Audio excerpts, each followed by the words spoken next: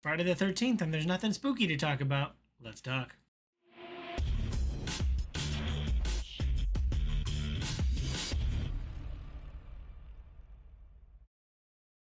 What up, viewers? What up? What up? Calc Soups here, and today is Friday, September 13th, Friday the 13th, and that means it's time for a quick recap of the week in video game news.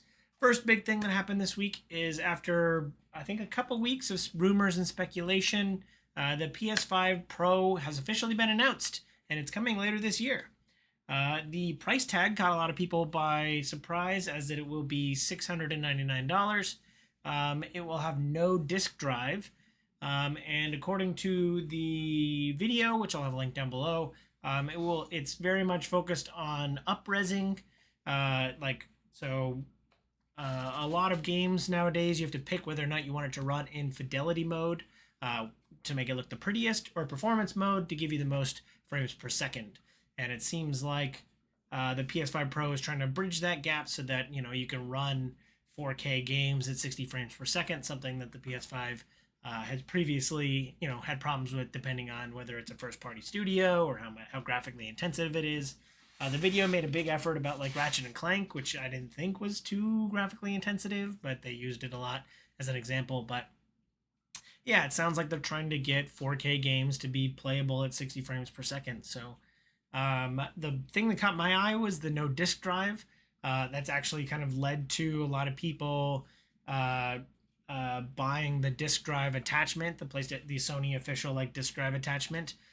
So much so that like there could be a scalping angle to this. Like people could buy those and then scalp them.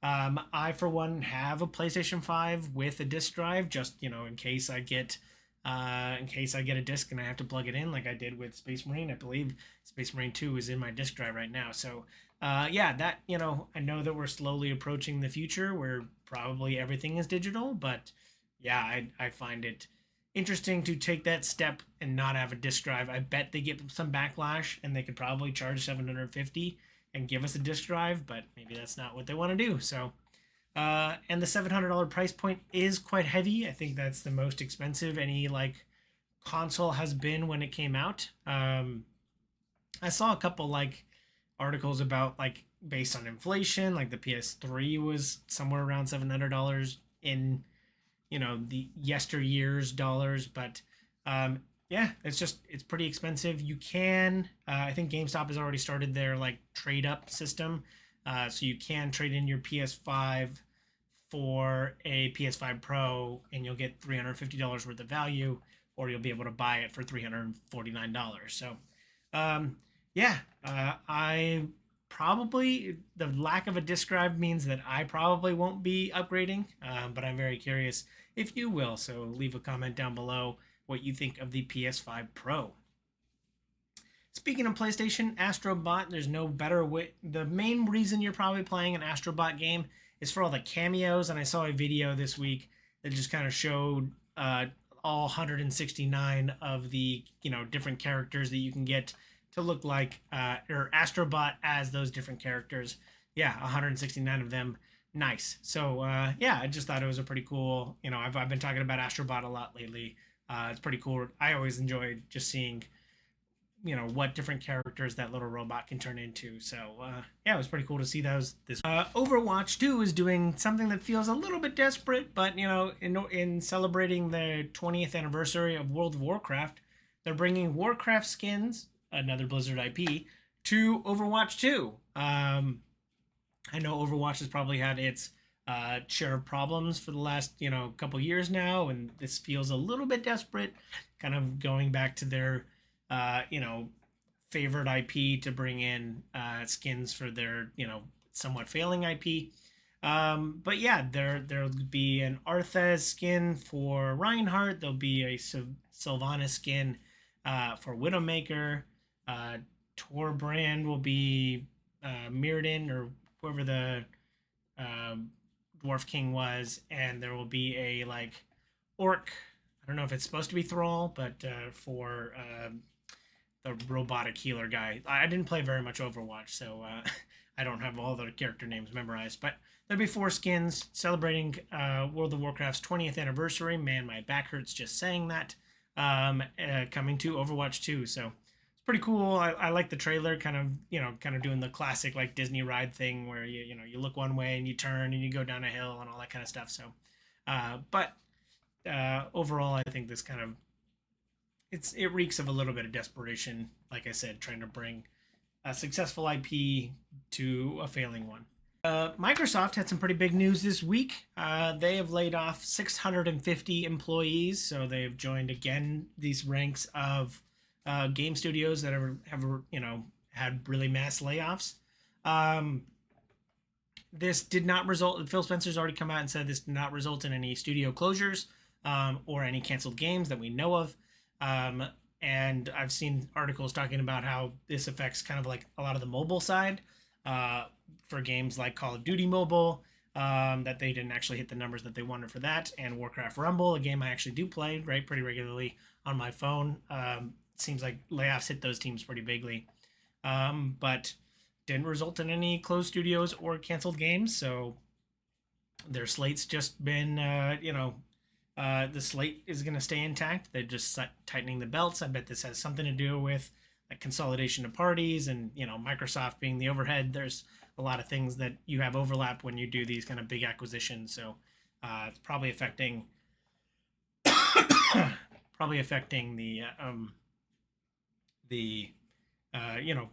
some of the overlap they have between Microsoft as a game studio and other affecting Microsoft the game studio and other companies. Freaking spider. Anyway, yeah. So unfortunately, more employees or more people in the games industry have joined the ranks of layoffs that have happened since 2023, and they're not stopping anytime soon apparently. So more people looking for games jobs, unfortunately. Big news coming out of Annapurna. Annapurna's game division, Annapurna Interactive. It seems like a lot of the studio has just left. I'm not quite sure what's going on there, but yeah, a lot of people behind Annapurna Interactive have left this week. Pretty big deal. Annapurna recently, in the last couple of years, kind of developed this interactive division, and now it seems like a majority of them just left this week.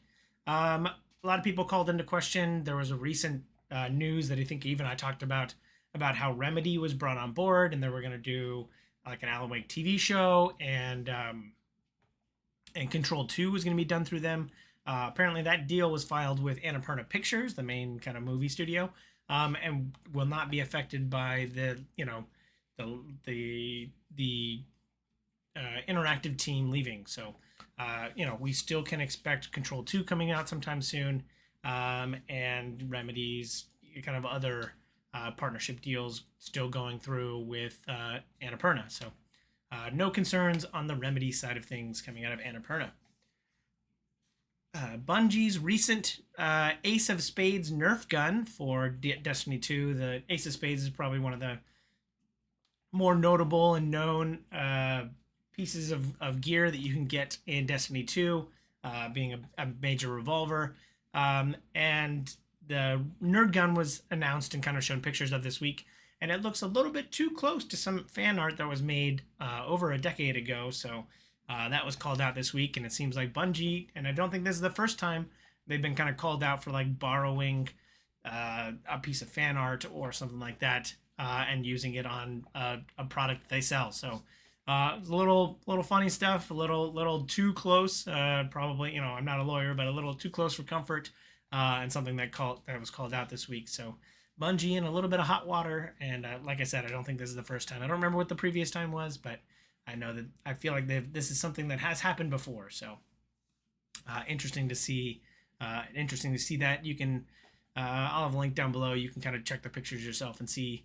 Whether it's an homage or legally close enough. So interesting stuff there. Just in time for the PS5 Pro announce, the Steam Deck is going on discount. This is the previous version, not the most recent OLED version, but the previous version of the Steam Deck is now down to $300 or $340, depending on how big the hard drive space that you select. So I think the smaller one is like 64 gigs, and the The $340 version is 256 gigs. So, not a lot of space, but you can always plug in a bigger one. But it's a little odd that this is happening in the same week that the PS5 Pro was announced, and there's pretty expensive. Also, I paid like $650 for my Steam Deck, so it's not unheard of to buy a gaming something you play games on for somewhere around $600 or $700, but a little bit expensive on the Sony side. Moving right along, someone has recreated all of Stardew Valley using Lego. There was a big competition. I think I don't remember what the convention's called, but there was a big competition this week, and someone has painstakingly recreated most, if not all, of Stardew Valley using Lego, and I think it was actually pretty impressive. So I'll have a link down below. You can check that out. But it was actually really cool and really high detail. I, for one, have never played Stardew Valley, but I could still appreciate. I still through osmosis in the gaming sphere know about like different parts of this town and it was on the different tiers. Like it was very impressive. So I'll have a link down below for you to check that out. If you happen to pick up Harry Potter Hogwarts or Harry Potter Quidditch Champions, the most recent Rocket League type of like sports competition Quidditch game that's free on PS Plus, you might be fascinated that there's actually a lot of depth in like how you pick your brooms, and like you have like 3 different statistics associated with your broom, and that actually affects like how it flies and all that kind of stuff and how it handles. So I found a guide this week that kind of helped me understand that a little bit more, and I'm looking forward to kind of using that as someone who likes to play as a beater. Do I need to be like thick and more durable, or do I want to be quick so I can hit people? So it was pretty cool to kind of see an in-depth breakdown of the guide and like what each position should be riding on. So I'll have a link down below. You can check that out. Last but not least, I, for one, am a big fan of social deduction games, both video games as well as board games. And there was a new one that I saw this week called Dale and Dawson Stationery Supplies, and the whole goal is to find out who's slacking off, who's doing just enough work to get by, and who like is not trying to help the team get the work done. So, and you're trying to find, I think there's one person's like selected as the boss, and they're trying to find out who's slacking off and fire them before so they can continue to get their job done. So all in all, it sounds like a pretty fun deduction game, social deduction game that I would love to play with my friends. So you can check that out down below. But as always, thanks for watching. I hope you enjoy this content. If you feel I forgot anything, leave a comment down below. But as always, I hope you have a super day. I hope you have a super weekend. And I hope you have a super day. Bye!